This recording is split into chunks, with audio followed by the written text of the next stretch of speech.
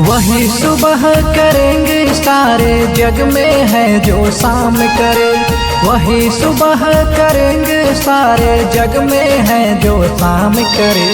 तू क्यों चिंता करता है जो करना है सो राम करे। तू क्यों चिंता करता है जो करना है सो राम करे। जिनके आगे सब नतमस्तक हाथ जोड़ प्रणाम करे। जिनके आगे सब नतमस्तक हाथ जोड़ प्रणाम करे। तू क्यों चिंता करता है जो करना है सो राम करे। तू क्यों चिंता करता है जो करना है सो राम करे।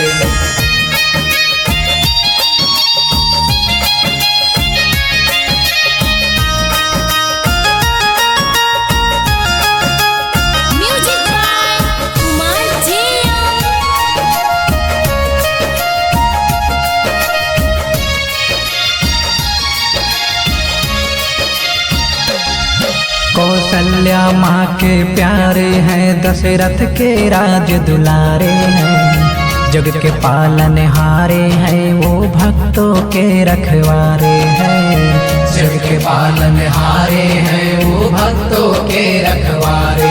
कौशल्या माँ के प्यारे हैं, दशरथ के राज दुलारे हैं। जग के पालनहारे हैं, वो भक्तों के रखवारे हैं। जग के पालनहारे हैं, वो भक्तों के रखवारे हैं।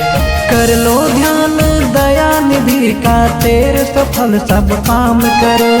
कर लो ध्यान दया निधि का, तेरे सफल सब काम करे। तू क्यों चिंता करता है जो करना है सो राम करे।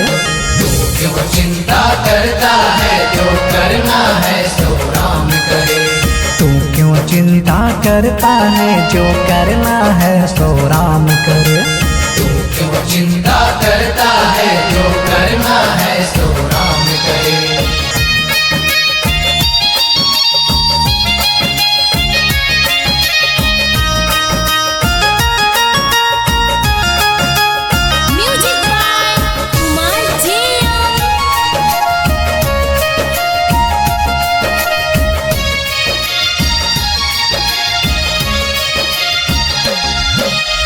उदर में जिसके 14 भुवन, हनुमान राम गुण गाते हैं। राम भक्त न चिंता करते, रघुवर पार लगाते हैं। राम भक्त न चिंता करते, रघुवर पार लगाते हैं। उदर में जिसके 14 भुवन, हनुमान राम गुण गाते हैं।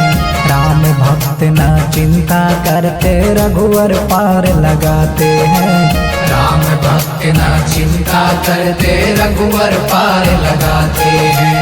भवसागर तर जाता है जो राम नाम गुणगान करे। अलग अलग रूपों में आकर वास चारों धाम करे। तू क्यों चिंता करता है जो करना है सो राम करे।